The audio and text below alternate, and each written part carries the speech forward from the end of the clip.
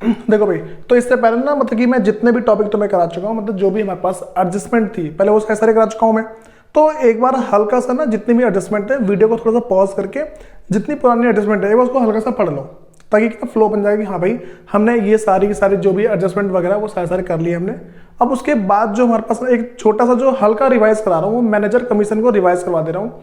Manager commission को revise करवाने के बाद जो हमारे पास नेक्स्ट आएगा ना, वो जितने हमारे पास एडजस्टमेंट आती है वो थोड़ी सी इंपॉर्टेंट है, थोड़ी बहुत ज़्यादा इंपॉर्टेंट है, फिर जाके हम उस वाले को करेंगे। या फिर अगर तुम्हें ना जितनी भी एडजस्टमेंट है अगर सारी सारी समझनी है, पहले ना जो इससे पुरानी जो 2 वीडियो है एडजस्टमेंट की, उसको थोड़ी सी स्पीड बढ़ा के उसे देख लो, एक बार डबल कर लो स्पीड या फिर 1.5 पे कर लो, उसके बाद जाके इस वाले वीडियो को देखना, थोड़ा ज़्यादा बेटर तुम्हें समझ में आ जाएगा। ठीक है, तो एक बार जो हमारे पास मैनेजर कमीशन है एक बार उसको मैं हल्का सा बता दे रहा हूँ, फिर देखते हैं उसके आगे।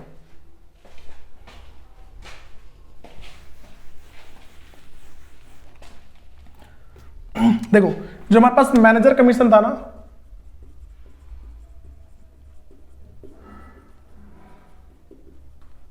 मैनेजर कमीशन हमारे पास 2 टाइप से थे।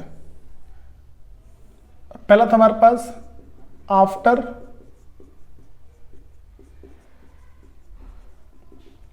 चार्जिंग सच कमीशन। ठीक है, तो इसकी कैलकुलेशन कैसे करते हैं। दूसरा हमारे पास था बिफोर चार्जिंग,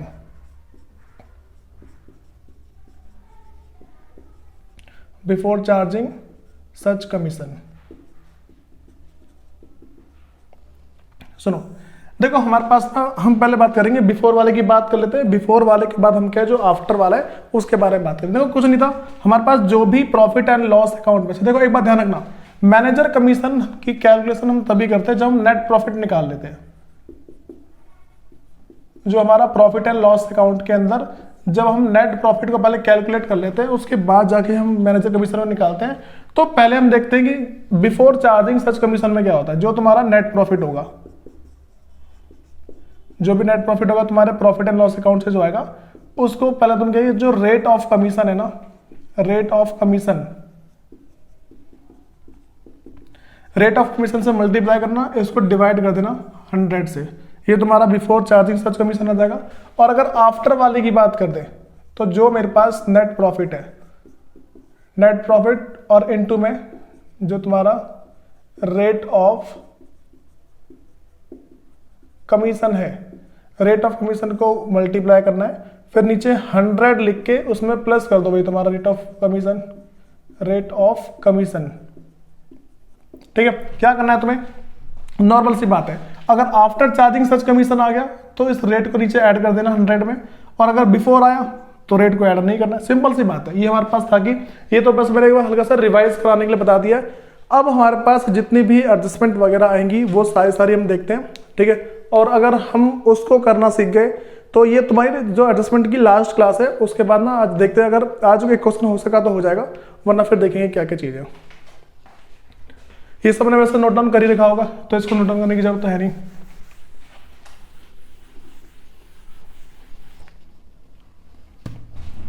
अब सुनो, अब जो हमारे पास नेक्स्ट है ना, मैनेजर कमीशन के बाद जो हमारे पास अगला है वो है इंटरेस्ट ऑन कैपिटल। देखो सिंपल सी बात है, हमारे पास इंटरेस्ट ऑन कैपिटल की ट्रीटमेंट हमें करनी कैसे, पहले हम समझेंगे कि इंटरेस्ट ऑन कैपिटल होता क्या है।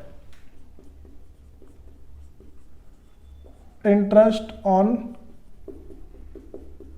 कैपिटल, देखो भाई सिंपल सी बात, अगर हम समझना चाहें कि इंटरेस्ट ऑन कैपिटल का एक्चुअल में मतलब क्या हो जाता है, कि जो भी हमारे पास जो कैपिटल होगी ना, जो हमारी ओपनिंग कैपिटल है, जिस जो कैपिटल हमारे पास ओपनिंग है, और उस पे हमें क्या करना है, एक ना रेट निकालना होता है। जैसे मान लो कि तुम्हारे क्वेश्चन में लिखा होगा कि 10% इंटरेस्ट ऑन कैपिटल, या फिर इंटरेस्ट ऑन कैपिटल 10% लिखा हुआ है, तो जो भी तुम्हारे पास क्वेश्चन के अंदर जो ट्रेडिंग अकाउंट वगैरह जो तुम्हारे पास ट्रायल बैलेंस है, ट्रायल बैलेंस के अंदर ना जो भी तुम्हारे पास कैपिटल लिखी हुई है, उस कैपिटल का तुम्हें एक परसेंटेज निकालना है और फिर जाके उसकी ट्रीटमेंट कर देनी है, ऐसा करना है। ठीक है, अब देखो हम करेंगे कैसे, जैसे मान चलो बता दो तुम्हें नॉर्मल सी बात,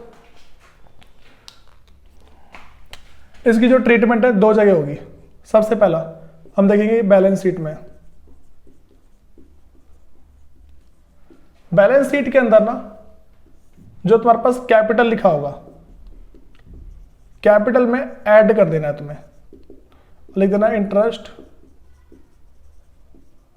on capital.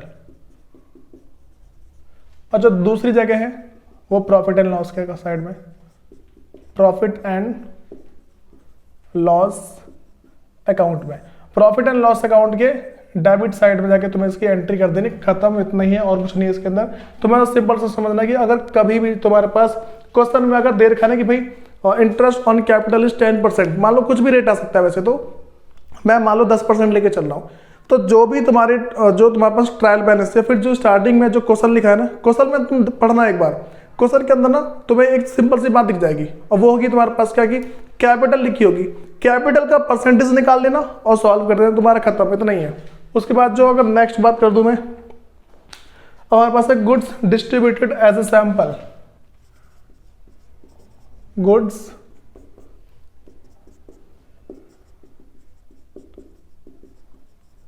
Distributed as sample.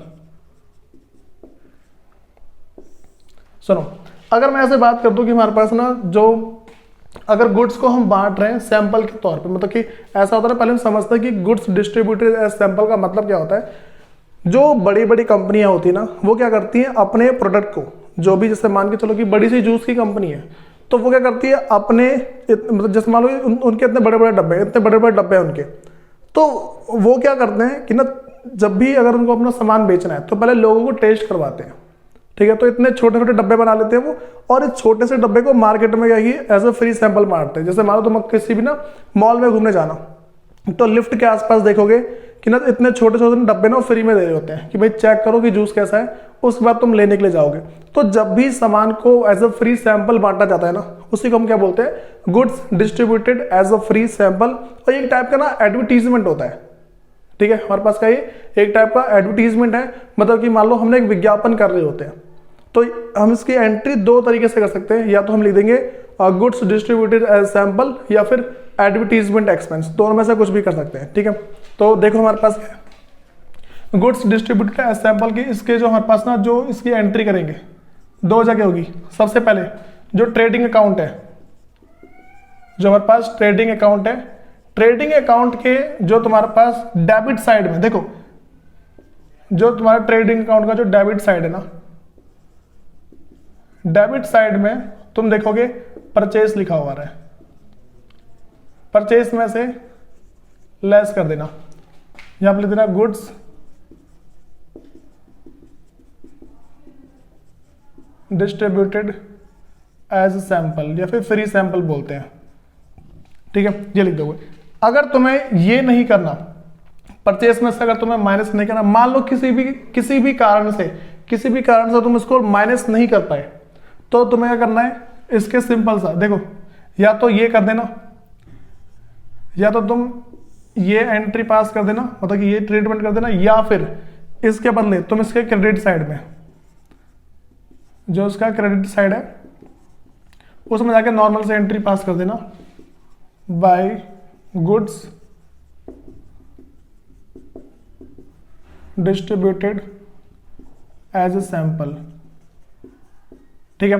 देखो, या तो तुम इसके डेबिट साइड में कर सकते हो, या फिर दूसरा जो इसका क्रेडिट साइड है, क्रेडिट साइड में जाके तुम नॉर्मल लिख दो by goods distributed as sample, और जो भी तुम्हारा अमाउंट होगा उस अमाउंट को लिख देना, ठीक है। ये बातें होती हैं। और जो दूसरा जो हमारे पास है ना भाई, ये जाएगा हमारे प्रॉफिट एंड लॉस के साइड में, प्रॉफिट एंड लॉस अकाउंट के डेबिट साइड में, वहां पे जाके एंट्री कर देना to goods distributed as sample. देखो, ये जो मैं लिखवा रहा हूं तुम्हें बार बार कि मतलब कि गुड्स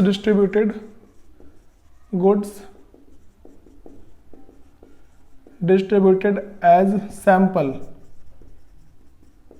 भाई इसके बदले ना तुम एडवर्टीजमेंट लिख सकते हो, दोनों में से, या तो तुम या तो इसको लिख दो, या तो इसको लिख के चलो, या फिर उसके बदले तुम एडवर्टीजमेंट लिख दो, कोई भी दिक्कत नहीं आती है। तुम दोनों में से तुम्हें जैसा रिकॉर्ड करना है, जिस टाइप से रिकॉर्ड करना है ना, वैसे कर सकते हो, कुछ भी दिक्कत नहीं आती है। तुम्हें या तो गुड्स डिस्ट्रीब्यूटेड एज सैंपल लिखना है वो लिख दो, या फिर तो तुम्हें अगर एडवर्टीजमेंट लिखना है तो वो लिख दो। तो देखो हमारे पास ना मैंने तुम्हें दो तो बता दी, एक तो मैंने बताया कि इंटरेस्ट ऑन कैपिटल वाली, दूसरा है goods distributed as a sample, ठीक है, ये बता दिया मैंने। अब मान लो जो इसके पास जो मेरे पास नेक्स्ट और है, अगली मेरे पास है goods taken by proprietor for personal use. हमारे पास अब जो नेक्स्ट है वो है goods taken by proprietor for personal use. Personal use हमें ना सबसे पहले इसको समझना है कि इसका मतलब क्या है। मैंने बोला कि goods taken by proprietor, proprietor कौन होता है? कंपनी का जो मालिक होता है। कंपनी के मालिक ने पर्सनल यूज के लिए कोई सामान ले लिया, हमें सिंपल सी बात पता है, हम बोलेंगे इसको ड्राइंग।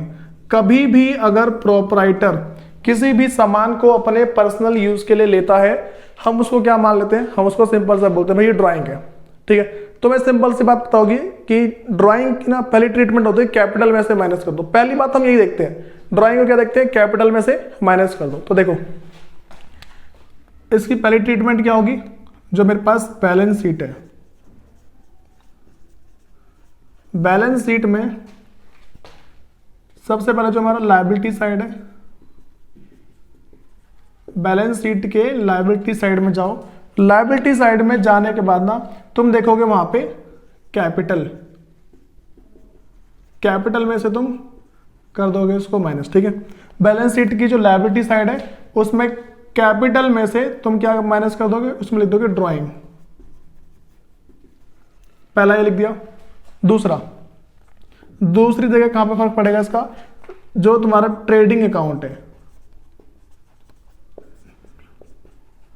देखो एक ना कॉमन सेंस की बात है, उसने बोला कि goods taken by proprietor for personal use, ठीक है, यहां पे हमारे पास है, और यहां पे था गुड्स डिस्ट्रीब्यूटेड एज सैंपल। हमें ना सिंपल सी बात ध्यान रख के चलने, कभी भी अगर ना गुड्स कोई भी किसी भी तरीके से खराब हो रहा है ना, गुड्स कैसे भी कोई लेके जा रहा है या खराब हो जा रहा है, तो हमें सिंपल परचेज में से माइनस कर देना है, ठीक है। हमें ये करना है परचेज में से उसको माइनस करेंगे।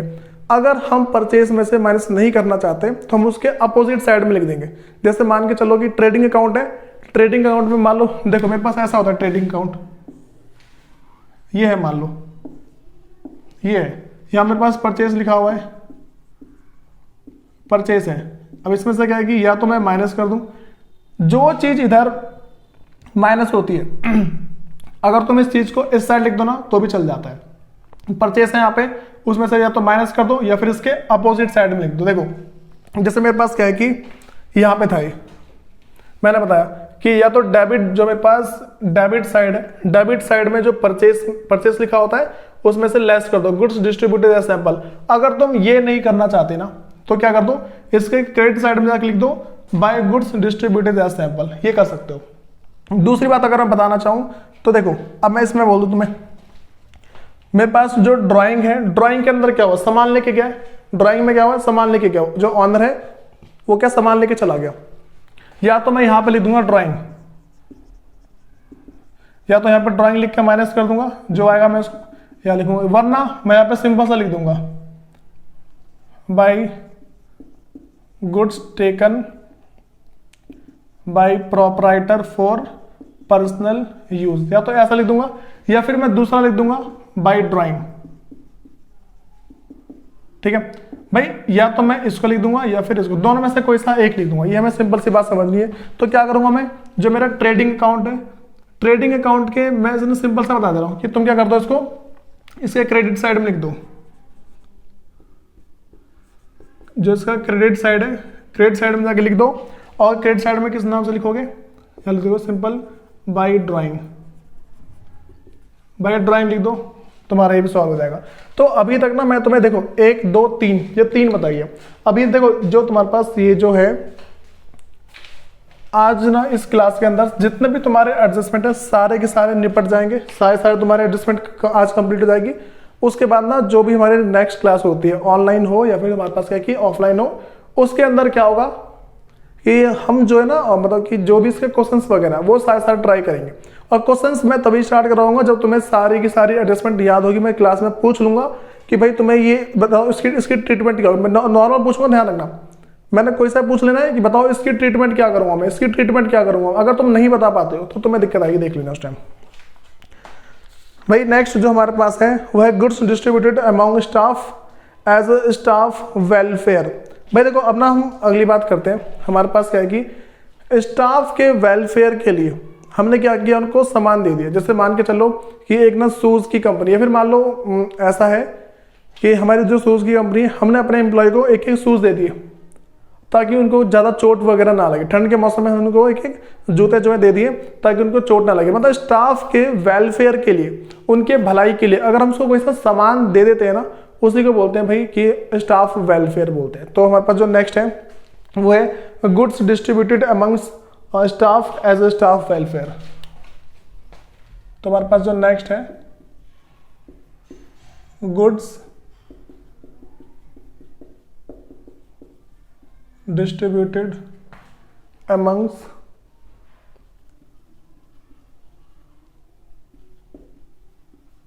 Staff as staff welfare.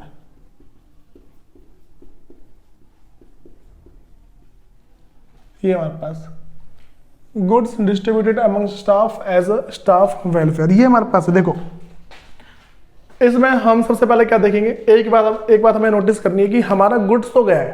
पहली बात हम नोटिस करेंगे इसके अंदर कि हमारा गुड्स तो भाई गया है। अगर हमारा गुड्स चला गया इसके अंदर से तो हम क्या समझेंगे, या तो परचेज में से माइनस कर दो या उसके अपोजिट साइड में लिख दो। जो तुम्हारा ट्रेडिंग अकाउंट के जो परचेज है, ट्रेडिंग अकाउंट जो तुम्हारा परचेज लिखा होता है, या तो उसमें से माइनस कर दो या फिर उसके अपोजिट साइड, मतलब कि जो क्रेडिट साइड है उसके अंदर जाके उसकी एंट्री कर दो। देखो पहला तो भाई हमें ना नॉर्मल सी बात पता होगी। पहला हमारे पास क्या है कि जो ट्रेडिंग अकाउंट है,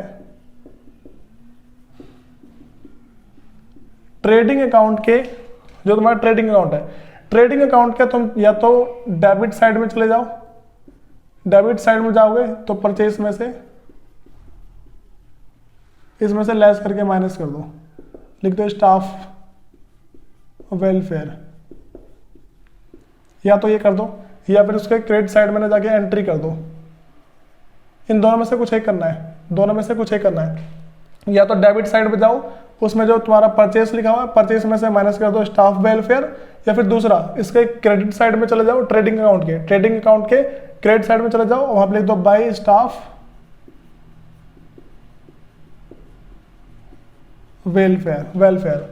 ठीक है। और दूसरा तुम्हारे पास कहाँ आ जाएगा भाई, जो प्रॉफिट एंड लॉस है, प्रॉफिट एंड लॉस अकाउंट जो है, प्रॉफिट एंड लॉस अकाउंट के डेबिट साइड में जाके एंट्री कर दो बाई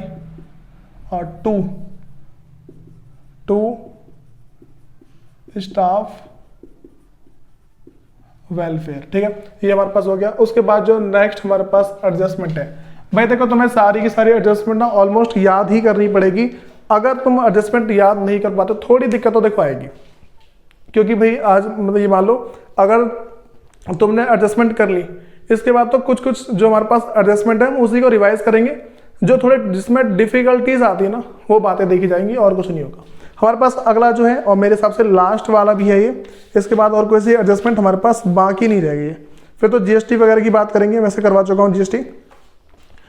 लास्ट में हमारे पास है एबनॉर्मल और एक्सीडेंटल लॉसेस। तो देखो हम बात करते हैं एबनॉर्मल और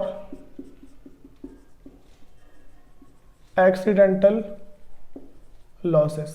पहले समझते हैं कि एबनॉर्मल या फिर जो एक्सीडेंटल लॉसेस हैं ये है क्या।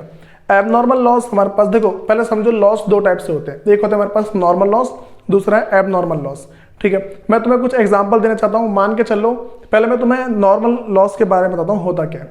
मान लो कश्मीर से मैं सेब मंगवा रहा हूं और सेब मंगवाए मैंने 10,000 किलो, मैंने सेब मंगवाए 10,000 किलो सेब मंगवाए। तो इसमें ना एक बात नोटिस की होगी कि अगर हमने 10,000 किलो अगर सेब मंगवा रखे तो उसमें एक बात तो कॉमन है कि कम से कम ये मान लो हमारे 100 किलो सेब खराब होंगे जरूर। अगर हमने 10,000 किलो सेब मंगवाए तो कम से कम 100 किलो सेब खराब होना कॉमन सी बात है। तो इसको बोल देंगे नॉर्मल लॉस। मतलब देखो जिस लॉस के बारे में हमें पता है कि हाँ भाई ये लॉस होगा ही होगा, पक्का होगा, उसको बोलते हैं नॉर्मल लॉस। ठीक है। और जो अगर मान लो कि जो हम 10,000 किलो जो सेब मंगवा रहे हैं एकदम से हमारा जो ट्रक है पलट जाए, जो हमारा ट्रक है एकदम से पलट जाए, तो पलटने का बहुत सारे सेब खराब हो जाएंगे। एक्सीडेंट हो गया ना, तो इसको बोलते हैं एब नॉर्मल लॉस। ठीक है, तो हमारे पास क्या ये हो गया एब नॉर्मल लॉस। तो हमें वैसे पढ़ना क्या है, हमें पढ़ना है एब नॉर्मल लॉस के बारे में पढ़ना है। इन केस तुम्हारे पास क्या है कि नॉर्मल लॉस लिखा हुआ आ जाता है ना, ठीक है, तो उसकी ट्रीटमेंट बाद में बताई जाएगी। वैसे आता कभी नहीं कि यहाँ पे नॉर्मल लॉस हो गया है तो उसको कंसीडर करते नहीं है, मतलब उसको देखते नहीं, इग्नोर मार दो उसको। हम बात करते हैं एबनॉर्मल लॉस के बारे में। एबनॉर्मल लॉस का मतलब समझो होता क्या है। एबनॉर्मल लॉस हमारे पास किसी भी एक्सीडेंट के कारण से अगर कोई लॉस हो गया है, हम उसी को बोलते हैं एबनॉर्मल लॉस। अब इसमें सबसे इंपॉर्टेंट बात क्या है, एक बात निकल के आती है, कोई सा भी कंपनी हो, ठीक है, कोई भी कंपनी हो हमेशा अपने गुड्स का इंश्योरेंस करा के रखती है। कोई सी भी कंपनी हो, वो जो भी सामान मंगवाती है ना उसका इंश्योरेंस कराती जरूर है। कोई सी ऐसी कंपनी नहीं है जो बिना इंश्योरेंस के मतलब कि काम करे। तो जो एबनॉर्मल लॉस है इसमें दो ट्रीटमेंट कर सकते हैं, एक तो जब इंश्योरेंस करा रखा है, दूसरा जब इंश्योरेंस नहीं करवाया है। ठीक है, तो हम देखते हैं इसके अंदर एबनॉर्मल लॉस। पहला मेरे पास क्या है इसके अंदर, when insurance claim is received. जब इंश्योरेंस क्लेम हमारे पास रिसीव होता है तो क्या ट्रीटमेंट होगी। जैसे मान के चलो मैं तुम्हें सिंपल सा इसका मतलब कि जो ट्रीटमेंट जो उसका जो भी ट्रीटमेंट ना बताता हूं। पहले हम क्या करेंगे, जो भी मेरा मतलब कि जो भी हमने जितना हमारा गुड्स लॉस हुआ है तो पहले जाएंगे ट्रेडिंग में। मैं इसको ना एग्जाम्पल के थ्रू समझाऊंगा थोड़ा ज्यादा अच्छा रहेगा। मान लो 10,000 रुपए का सामान था, वो हो गया लॉस। ठीक है, वो क्या है मतलब कि एक्सीडेंट में उसका लॉस हो गया। तो भाई अब जो मेरे पास ना जो 10,000 रुपए का सामान जो लॉस हुआ है, तो इसमें क्या है, इसमें हमारे पास ना अब क्या होगा, इंश्योरेंस कंपनी आई। इंश्योरेंस कंपनी आई, उसने क्या किया, दो तरीके से दे सकती है वो,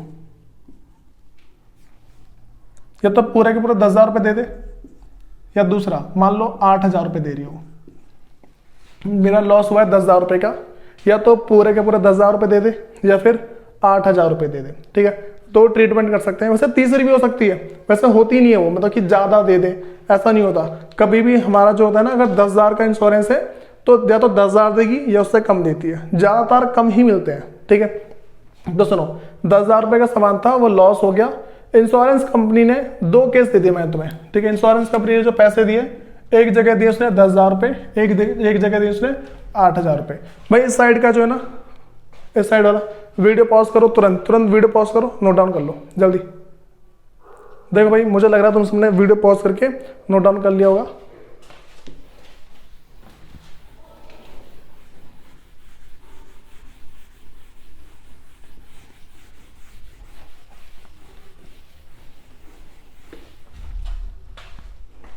अब सुनो, इसमें ना मेरे पास क्या है कि जैसे मैं तुमसे ऐसा बोल दूं कि when insurance claim is received, जब ना पूरे के पूरे इंश्योरेंस क्लेम रिसीव हो गए ना, मैं किसकी बात कर रहा हूं, जब पूरे 10,000 के 10,000 रुपए रिसीव हो गए तो ट्रीटमेंट क्या होगी। ठीक है, जब पूरे 10 के 10 रिसीव हो गए ना, उस टाइम क्या होता है, इसको हम पहले जाते हैं, सबसे पहले देखो हम देखेंगे लॉस कितने का हुआ है।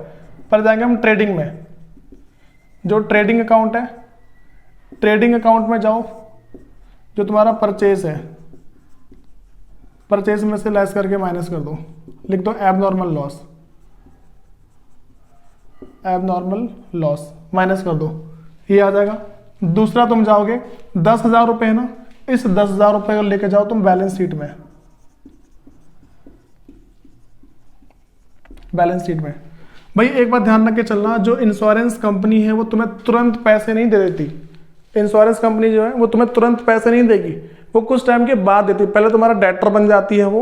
देखो जैसे ही लॉस होता है ना, ऐसा नहीं हो कि हाँ भाई इंश्योरेंस कंपनी है, उसने तुम्हें 10,000 रुपए तुम्हारे हाथ में दे दी, तो पहले छानबीन करती हो, पहले बहुत ज्यादा सर्च करेगी, हाँ भाई तुमने सही में तुम्हारा लॉस हुआ है या तुम ऐसे ही बोल रहे हो। तो जो भी तुम्हारा लॉस होता है ना, उस लॉस को पहले खूब छानबीन करेगी, पहले बोल देगी हाँ ठीक है हम तुम्हें 10,000 रुपए दे देंगे, पहले ही बोल देगी वो कि हाँ ठीक है हम तुम्हें 10,000 रुपए देंगे। तो वो बन गई तुम्हारा डेटर। यहाँ पे इंश्योरेंस कंपनी तुम्हारी क्या बन जाती है, डेटर बन जाती है, और इसी डेटर को हम लेके चलते हैं। देखो मेरे पास क्या है कि ट्रेडिंग अकाउंट है, यहाँ मेरे पास क्या बैलेंस शीट है। तो बैलेंस शीट में हमारे पास जो असेट साइड है, असेट साइड है असेट साइड के अंदर हम क्या एक एंट्री कर देंगे और वो करेंगे इंश्योरेंस, या तो कंपनी लिख दो या फिर क्लेम लिख दो, या तो इंश्योरेंस कंपनी लिख दो या फिर इंश्योरेंस क्लेम। मैं तुम्हें पहला बता दिया जब 10,000 रुपये मिलते हैं, दूसरा बता रहा हूं जब 8,000 रुपये मिलेंगे, मतलब कि जितना तुम्हारा है उससे हमें कम मिलेंगे, जितने का लॉस हुआ है उससे जब कम मिलते हैं ना, तो उस टाइम ट्रीटमेंट क्या करेंगे भाई, इस टाइम हमारे पास जो एंट्री होगी वो 3 जगह एंट्री होती है। एक हमारी होगी ट्रेडिंग में, ट्रेडिंग अकाउंट, दूसरा है हमारे पास प्रॉफिट एंड लॉस अकाउंट, तीसरा हमारे पास है बैलेंस शीट।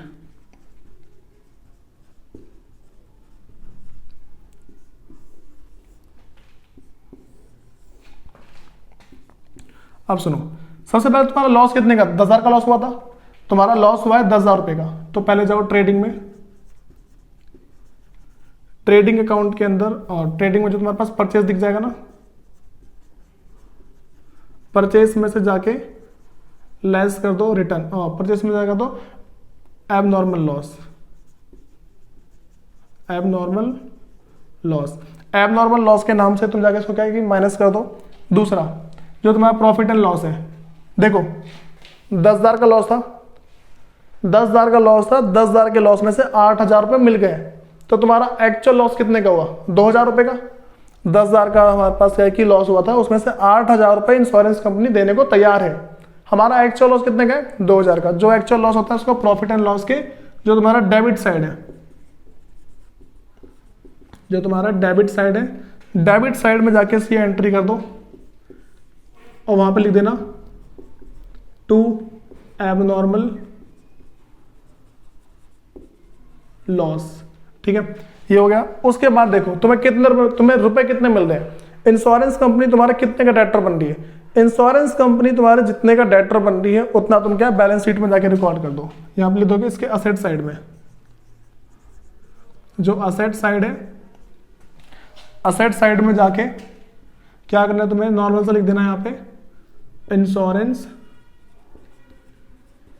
या तो कंपनी लिख देना या फिर क्लेम लिख देना। ठीक है, ये देखो ये हमारे पास है when insurance claim is received.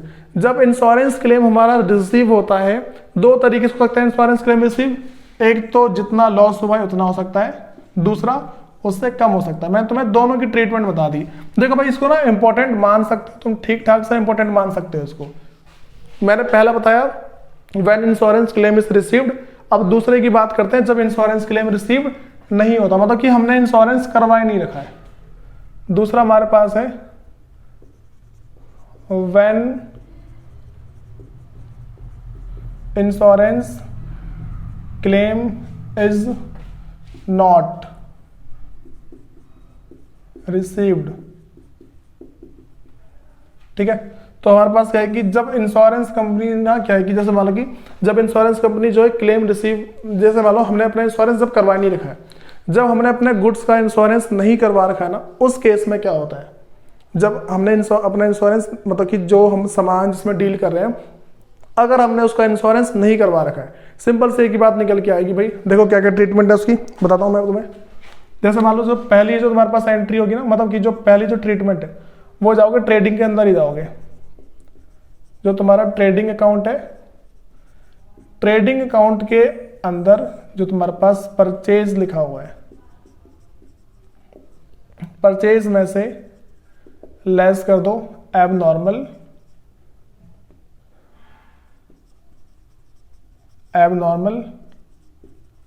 Losses. ठीक है, फिर या फिर एबनॉर्मल लॉस करके माइनस कर दो इसको, जो भी है माइनस करके लिख देना।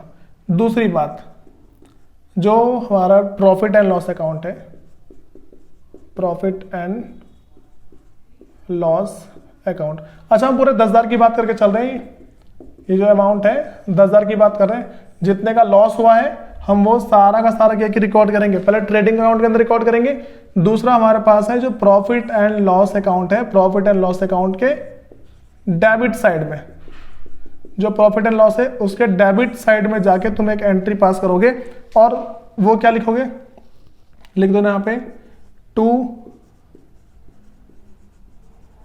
Abnormal loss.